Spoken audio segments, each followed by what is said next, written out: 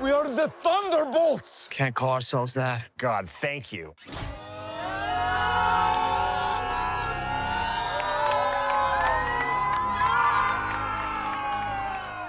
Damn, this thing hasn't been out for a week and they've already changed the name. Either it's a bit of clever marketing for one of the lamest Avengers rebranding, or it's a desperate attempt to drum up audience excitement after the lackluster opening weekend at 76 million domestically. That's far below Captain America Brave New World's 100 million, and almost on par with the Eternals' 71 million, which is widely acknowledged as the MCU's first major failure. Will it work? Who knows? At this point, I can't be bothered to care much. The Avengers ended their fantastic run with Endgame as far as I'm concerned, and any attempt to resurrect a group by that name is just going to feel like a pale imitation. Like these guys. Anyway, on to the review. This movie is one of the best and simultaneously most frustrating post-Endgame MCU movies I've seen. This movie did so much right, but dropped the ball hard when it mattered the most. Let me explain.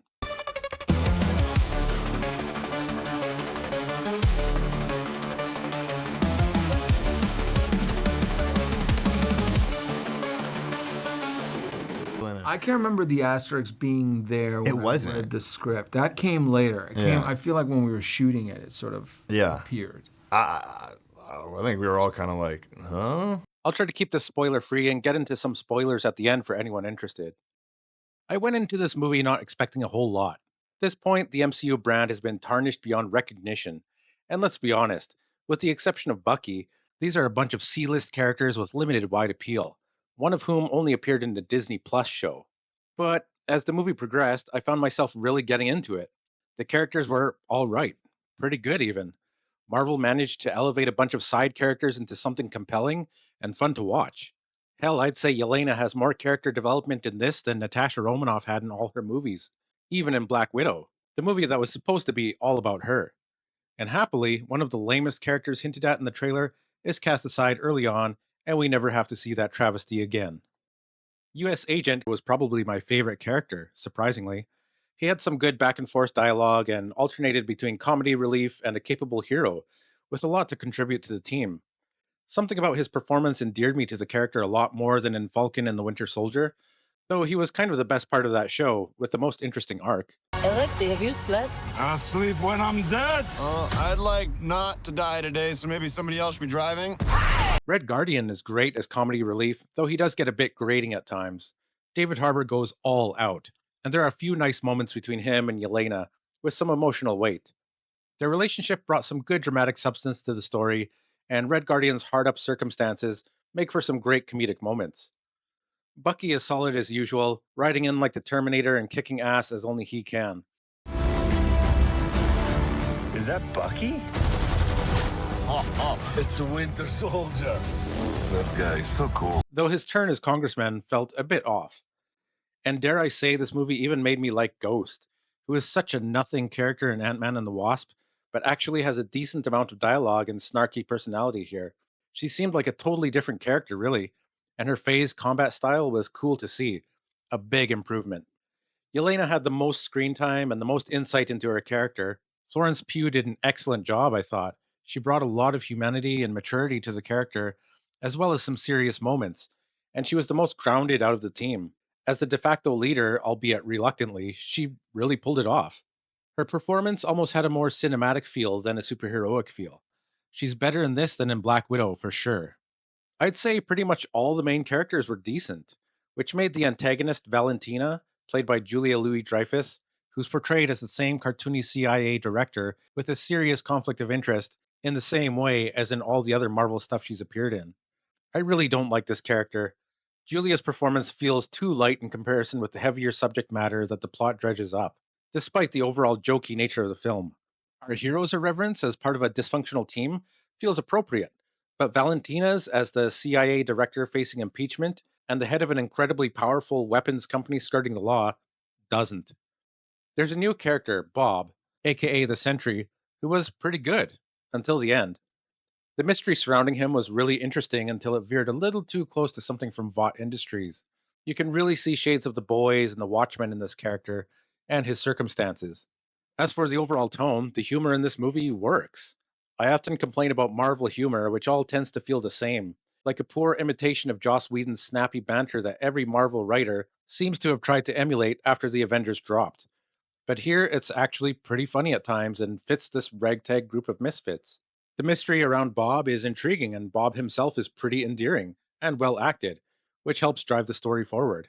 The action generally looks decent, except for a really CGI heavy scene later on with Yelena that looks awkward and just wrong. Too artificial. But the fighting is pretty decent, and that's when the movie shines. The Thunderbolts are by no means group material, but in the course of surviving some desperate encounters of Valentina's making, and eating a few failures in the process, they managed to come together as a team in a unified cause, accompanied by a pretty cool, if somewhat contrived, scene. It's a great moment, and reminded me of the Avengers hero moment while fighting the Chitauri. Everything was going well, really good, actually. I was totally into it. And then that last third just hit a wall. The momentum slowed to a crawl as the threat became something intangible. Obstacles were overcome with feelings, and everything was resolved with a group hug. What was a rollicking action flick with a large dose of humor and an overarching theme of failure, shame, and purposelessness basically turned into a therapy session. It wasn't really compelling or clever in concept, and the whole metaphor was way too on the nose. It's a sequence that would probably feel more at home in the X-Men, with Charles Xavier's psionic powers on the mental plane, rather than in this movie with a bunch of heroes who admit that all they can do is punch and shoot stuff. I understand the theme of everyone pulling together in an unexpected way to overcome an insurmountable threat, but I felt like it also dropped the ball on playing up to the Thunderbolts' strength, which is punching and shooting stuff. And sadly, we don't get to see as much of that in a team sense as I would have liked. The movie goes for a deeper and more ephemeral threat, but in the end, it feels like a PSA about depression and mental illness. We all have things that we regret. But I have so many. If you think the power of love saving the day feels lame, this feels worse in my opinion. Remember, everyone, you're never truly alone. And that's it. Crisis averted. It's like an Insidious movie when they go through the red door, but not as frightening or interesting, really. I'm sure people will argue it was the only way to beat the godlike threat, but the issue for me is that thematically, it cut the Thunderbolts off at the knees. It didn't play up to their strength. It was more of a shared depressive camaraderie. Nothing is really resolved, and the impetus for all of the calamity in the film is never taken to task. The ending is very anticlimactic. It killed the experience for me. Super cool. I think fans will hopefully, I don't know what to tell them to feel. Will they? Love it. I think they will. Before that ending, I probably would have given the movie a 7 out of 10. It's a solid flick with some likable characters, decent action, and plenty of funny moments. Kind of a Marvel movie of yore with more adult themes. But that ending just dropped the ball. I'm coming in at a 6 out of 10. It's still a decent watch, and I think plenty of people will have fun with it, but I don't think I'll ever rewatch it, just knowing how it's all resolved. It's far too unsatisfying and would feel like a waste of time. Still, I think it's above average and one of the better efforts for sure in the post-Endgame era. I think it's been steadily great since Endgame. I'd still like to see this team in other movies, and it looks like we will, courtesy of the post-credits scene. I generally like all these characters now, and if more MCU movies follow in this vein, in terms of the more serious take, but with decent humor and more rounded heroes, I'd consider it an improvement. I'll get into a few spoilers for anyone who's interested, so stick around for that if you'd like. If not, thanks for watching. So, Taskmaster is killed by Ghost very early on, which is great. It seems even Marvel had no faith in that gender-swapped abomination, which made for one of the most obvious and ridiculous reveals in Black Widow. Thank goodness. Story-wise, Valentina is about to get impeached by Congress from her role as CIA director, so she's trying to hide any and all evidence of her and her company's wrongdoing, i.e. weapons development and genetic experimentation. So her big plan is to lure all the hired killers with knowledge of her operations to one area, with contracts on one another, so they'll take each other out. It fails, and that's how we get the Thunderbolts. All the miscreants join together, along with the Red Guardian, to take Valentina down, which they never do, because at the end of the movie, after dealing with the threat posed by Sentry, Valentina tricks our heroes into a press conference and proclaims them the new Avengers.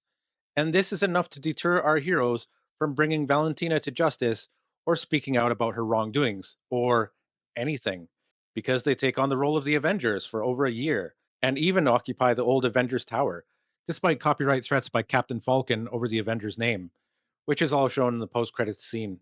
I hated this aspect because Valentina causes all the problems in the movie, almost has them killed multiple times, is guilty of countless crimes, and in the end gets away with a sheepish grin because the Thunderbolts are gobsmacked by a press gaggle. It's stupid. The worst part for me, though, is when Bob becomes Sentry, but is soon consumed by a void persona meant to represent emptiness and depression. I am a void. He starts wiping out people in greasy smears all over the place, who are actually being sucked into his mental plane, where they have to relive trauma from their past over and over again. Yelena just sacrifices herself to the growing void, which almost envelops Manhattan, in a leap of faith, because she feels she can reach out to Bob because she's been depressed too, for most of the movie, in fact. The rest of the team does so as well to help Yelena out, even though they don't know if they'll simply die or be erased like in the blip. I get the moment, but it seems out of character for a few of those heroes and how self-centered or grounded they are. Anyway, a long sequence takes place in a sort of nightmare world filled with past trauma, like in Insidious or when Charles Xavier is fighting a villain in the astral plane, like in the comics. And the whole threat is resolved by Yelena finding Bob hiding out in a safe space, like in the cell or something. And she hugs him and tells him he's not alone. She might as well have turned to the camera and said it. It really feels like the movie was made as a PSA about depression. The rest of the team shows up for a group hug, and that's it. The void is pushed back. All the people who were seemingly killed and fine are walking around again, and Bob is back to normal. And then Valentina gets off scot-free right after that. It's such an abrupt and unsatisfying ending. Yes, Sentry is supposed to be godlike and an insurmountable threat for the team, but a therapy session and a group hug? Really? Oh, and right at the end of the post-credits scene, the new Avengers, or Avengers with a Z, thanks to the Red Guardian's clever attempt to avoid copyright infringement, get a signal about an extra-dimensional ship entering the atmosphere, and it turns out it's the Fantastic Four's spaceship.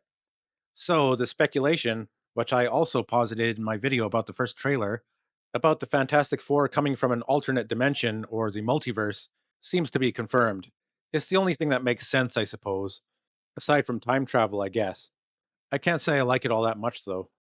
Oh, and the name Thunderbolts comes from Yelena's Pee Wee soccer team, and is played up for a joke through the whole movie. It's not bad, but there you go. It's a pretty good movie in a lot of ways, mainly character-wise, but the last act was rough.